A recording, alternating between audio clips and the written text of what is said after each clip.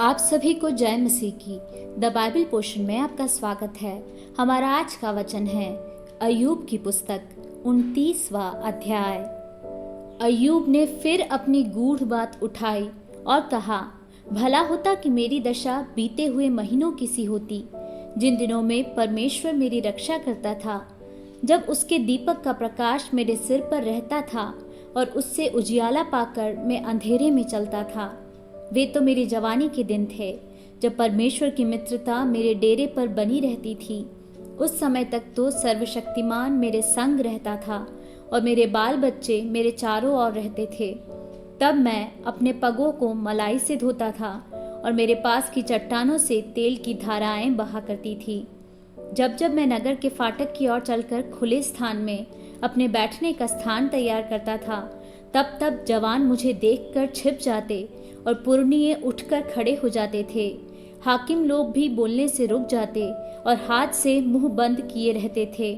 प्रधान लोग चुप रहते थे और उनकी जीभ तालू से सट जाती थी, क्योंकि जब कोई मेरा समाचार सुनता तब वह मुझे धन्य कहता था, और जब कोई मुझे देखता तब मेरे विषय साक्षी देता था। क्योंकि मैं दोहाई देने वाले दीन जन को और असहाय अनाथ को भी छुड़ाता था। जो नष्ट होने पर था मुझे आशीर्वाद देता था, और मेरे कारण विधवा आनंद के मारे गाती थी। निधर्म को पहने रहा और वह मुझे ढांके रहा। मेरा न्याय का काम मेरे लिए बागे और सुंदर पगड़ी का काम देता था। मैं अंधों के लिए आंखें और लंगड़ों के लिए पांव ठहरता था। दरिद्र लोगों का मैं पिता ठहरता था, और जो मेरी पहचान का न था उसके मुकदमे का हाल मैं पूछताछ करके जान लेता था। मैं कुटिल मनुष्यों की दाढ़ें तोड़ डालता और उनका शिकार उनके मुंह से छीन कर बचा लेता था।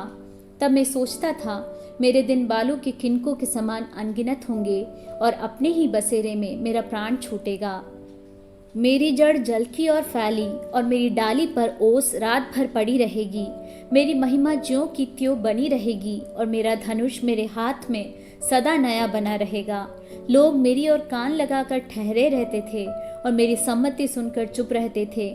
जब मैं बोल चुकता था तब वे और कुछ न बोलते थे। मेरी बातें उन पर मेघ के समान बरसा करती थी।